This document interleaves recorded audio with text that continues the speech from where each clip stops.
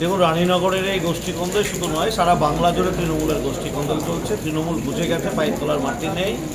তাই কোন গোষ্ঠী এই 3 মাস লাস্ট মিনিট সাজেশনের মতো এই 3 মাস কারা লুটপাট চালাবে ক্ষমতায় থেকে, কারা গরিবের টাকা চুরি করবে, সেই নিয়ে তাদের মধ্যে দ্বন্দ্ব শুরু হয়েছে।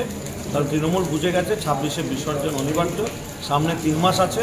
এই 3 মাস উন্নয়নের টাকা লুটপাট চালাবে, লুট করতে হবে, কাটমানি তোলাবাজি করতে হবে। সেই নিয়ে দুই পক্ষের দ্বন্দ্ব। কোথাও দ্বন্দ্বের ফলে আমরা দেখি পার্টি অফিস পুড়িয়ে দেওয়া হয়, কোথাও দেখতে পেয়েছি তারা খুন হচ্ছে।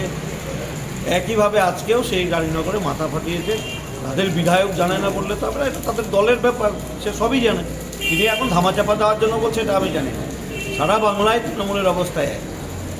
সারা বাংলা জুড়ে তৃণমূলের কোনো নীতি আদর্শকে সামনে রেখে তো কোনো লড়াই নেই। এদের একটাই তো লড়াই, উন্নয়নের টাকা আত্মসাৎ করতে হবে, কাটমানি নিতে হবে, তোলাবাজি করতে হবে।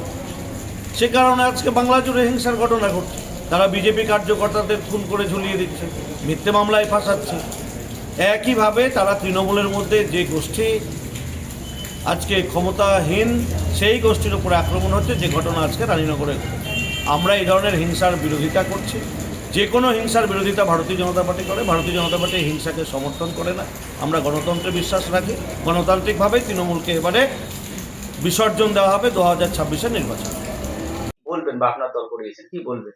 দেখুন, কোনো রকম ভাবে আমাদের দল যুক্ত নেই। সকালবেলায় চায়ের দোকানে ঝামেলাটা হয়েছে। এখন কি কারণে হয়েছে সেটা পুলিশকে আমরা বলেছি বিষয়টা তদন্ত করে দেখতে। তো এটা দায়িত্বের সঙ্গে বলছি, আমাদের দল এতে যুক্ত নেই। নিজেদের মধ্যে ঝামেলা হয়েছে। এখন কেন এরকম করছে, কি কারণে করছে, সেটা পুলিশ দেখুক। মানে পুরোপুরি আপনার নাম করছে, আপনাদের সাথে দেখুন, ভোট এলে এগুলো হয়। ভোট এলে অনেকের অভিযোগ হয়, অনেক হয়। এর আগে লোকসভা ভোটের আগে লোকসভা সাংসদের সম্পর্ক বলেছিল, আবু তাহেরের সম্পর্ক এই বলেছিল। ভোট এলে বলে এরকম বিভিন্ন অভিযোগ করে, আবার ভোট হয়ে গেলে তখন আবার থেমে যায়।